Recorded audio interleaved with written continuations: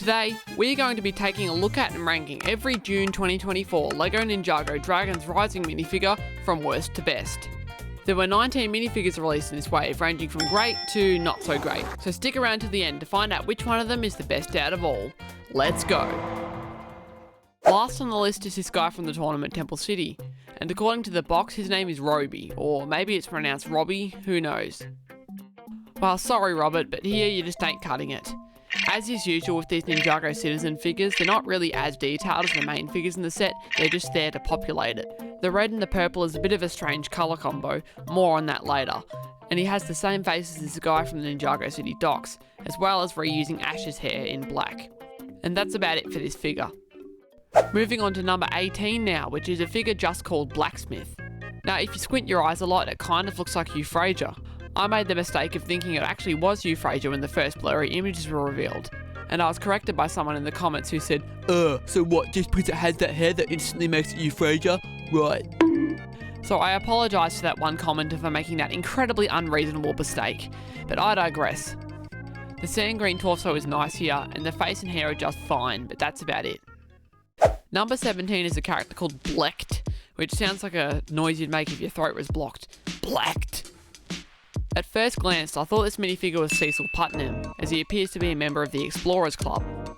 He doesn't really have any standout features except for what I believe is the first appearance of the Han Solo hairpiece in white, so I will almost certainly be corrected in the comments if I'm wrong about that. Anyway, moving on. Number 16 is the second ever unique Jordana minifigure. She uses the same head and hairpiece here as usual, but this time she's got new shoulder pads. The printing here is cool, I like the futuristic looking design, but I don't love the colours as much as her former appearance. Which also applies to the rest of the villains in my opinion. And this figure is pretty mid to me. It's not bad, but it's not great. And I wonder how many Jordana variants we'll see in the future. In 15th place is Cinder. This is the second version of him, but the 5th appearance of the character this year, making him pretty common at this point. This version features the ghost tail piece in trans black and clear, and has the same head and hair as last time. But he features new shoulder pads this time around instead of the usual furry looking neck attachment. And the torso printing here is a bit weaker in my opinion than the last one. I find myself wishing that they'd given him an updated face print and dual moulded the shoulder pads to match the show, especially after they went to such effort dual moulding all the climber suit shoulder pads earlier this year. If I'm being honest, I'm a little sick of Cinder minifigures by now, even though he only first appeared 6 months ago. At number 14 is the Wolf Mask Warriors, who appear in 3 sets. They use the same head and mask pieces as last time, but recoloured in purple and red here. The colour scheme is okay here, but it's not nearly as cool as the blue and dark blue on the earlier versions.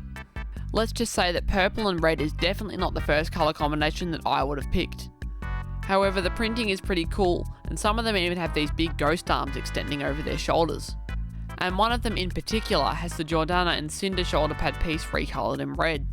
Since there are about 3 times less of them than the regular Wolf Mask Warriors, I like to imagine that these are like the elite super soldier versions of them, and maybe the one with the red shoulder pads in particular is like the general or leader. I do appreciate what they have done for Dragons Rising Season 2, giving us lots of warriors to army build, because I think it makes for more realistic battles. I of course use the word realistic very lightly here, as we are discussing Teenage Plastic Ninja fighting Wolfmen. Next is a very old character who is finally appearing in a set for the very first time, a Ninjago set that is. I am of course talking about Tox, a character who was made for Ultra Agents and in that universe was called Toxikita. She and another character called Invisible, now known as Mr. Pale/Pale Man, were introduced into Ninjago Season 4 Tournament of Elements. The reason being so that Ninjago fans could have more elemental master figures, according to the designers. Ironically, the original Tox and Mr. Pale are pretty pricey these days, which is probably why they finally implemented them here. I'm not a huge fan of this modern Tox. I much prefer the head and hair of the older one, well, older too actually. It's not the actual hairpiece itself, which was introduced for the Storm minifigure in Marvel last year. Drift minifigure, anyone? No, the actual hair itself is fine, I just don't like the way it looks on this minifigure. And I don't love the face print, but I guess the torso and legs are cool, though I can't really complain as it's given heaps of Ninjago fans, myself included, a chance to get Tox, which is just great fan service on Lego's behalf. In 12th place is the new Zane. This suit is very reminiscent of his core suit and also his epic battle suit, mostly due to the sleeveless arms. The printing here seems kinda generic to me, it doesn't leave a huge impression. And the new shoulder pad piece here is very nice and is like a modern version of the Skybound shoulder pads, though unfortunately Zane doesn't have them in the smaller set this wave, which is kind of a big shame. By the way, if you're enjoying the video so far, please consider leaving a like or commenting what your favourite minifigure is. Thanks! At number 11 is the Temple Guard, who shockingly appears in the set with the temple. He uses the oxygen mask piece now in orange, and upon initial impressions he reminded me very much of Echo Zane. It'll be interesting to see what this character's role in the show is like. In 10th place is Source Tournament Aaron. This being his first proper suit since his Season 1 version, I absolutely do not count the Mech Pilot / Rising Dragon Strike one. He uses the half mask piece in dark blue here, and it seems like they're trying to incorporate it into his colour scheme, as we saw with Aaron's Ninja Off-Road Electric Eco-Friendly Safety Approved Buggy car. And I hope in future he has increasing amounts of dark blue, like how they slowly incorporated Azure back into Nia's colour scheme. The torso is alright here, though it's just great to actually have something new for Aaron instead of just one stupid mask piece. Number 9 is Nia, and this is her first ever sleeveless appearance, despite the other ninja having multiple sleeveless appearances ever since 2015. She uses the newer style hair headband piece, and I forgot to mention that this whole wave includes a new short katana piece, which is different still to the Prime Empire short katana. But back to Nia, this outfit is almost entirely Azure, with very little hints of gunmetal grey, her secondary colour. And I don't find this figure particularly interesting, but it's not terrible by any means, just one I'll probably overlook a lot. In 8th place is the newer version of Pale Man / Mr. Pale, and upon first glance this figure was identical to his earlier version. Even looking at it now, it's not that different compared to his earlier version, unlike Tox, who is radically different. Instead of money notes on the torso, this time around he has dollar signs, and there's no coin hanging from his chain. He only appears in the tournament Temple City, and I think they did a pretty good job of remaking him into a modern minifigure. At number 7 is the new Lord Raz, and this is the first time a villain has really hung around in the show for a while, as we saw him in both Dragons Rising Season 1 and 2. We've had 3 Raz minifigures now, and they always give him a generous amount of detail, but I'm absolutely not complaining because you can't have too much detail on a Lego minifigure.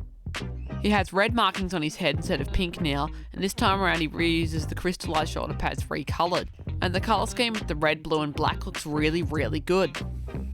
He also has arm printing again, as opposed to the last one having no arm printing. I honestly can't preach this minifigure enough.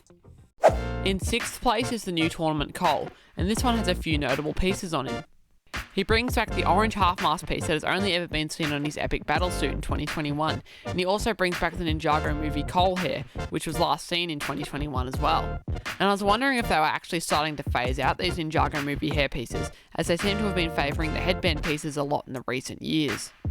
But Cole very rarely actually uses a headband, even though it would have made perfect sense for this figure. And all the ninja also use their Ninjago movie faces, which I was also wondering if they were starting to phase out, as they've used the Dragons Rising faces on the last few suits. But concerning the actual figure itself, it looks pretty good. I generally can't fault Cole's minifigures, they always knock it out of the park. Kicking off top 5 now we have Lloyd, and if you know me, you'll know I'm a big Lloyd fanboy. I always like Lloyd's suits, and this one is no exception as it looks very good. This Lloyd introduces the half mask piece in bright light green for the very first time, which has now become Lloyd's standard colour ever since Dragons Rising.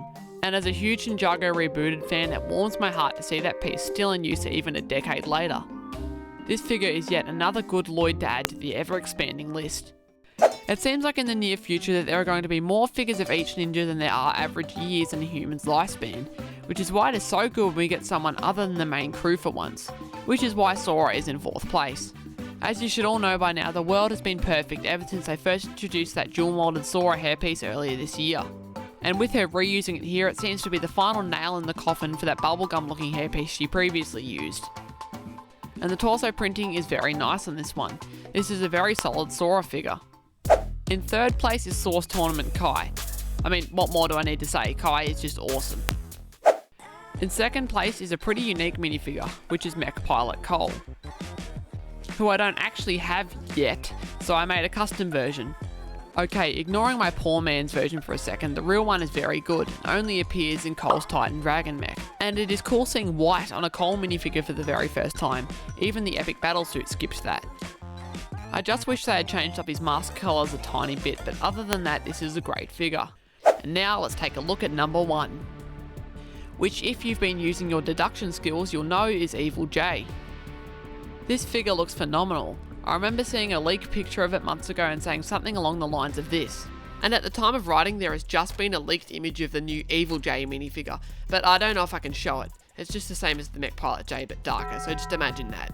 The colours and everything on here just look perfect. And if the Evil J storyline in the show is as cool as this minifigure, consider me hyped. And I just want to say that you're probably sick of hearing me whine about children's toys, so let's hear a different opinion for a minute. I would like to welcome Lego Redemption Studios to give his thoughts on what the best minifigures this wave are. Take it away. Hey guys, it's Redemption Studios here, and I'm here with Python to review some of the minifigures. Now the first minifigure that I pretty like is Tox. It's great to finally have a new one, because the old one was from Ultra Agents and I love the way she looks and that's where, if you look here, it's pretty cool how she looks. New cheekbone, new everything, pretty much. I love that mohawk. And I think my second favourite would be the new Lord Rice minifigure. Love the arm printing, by the way, and that's why I just think it's a great minifigure to own. It's just pretty cool.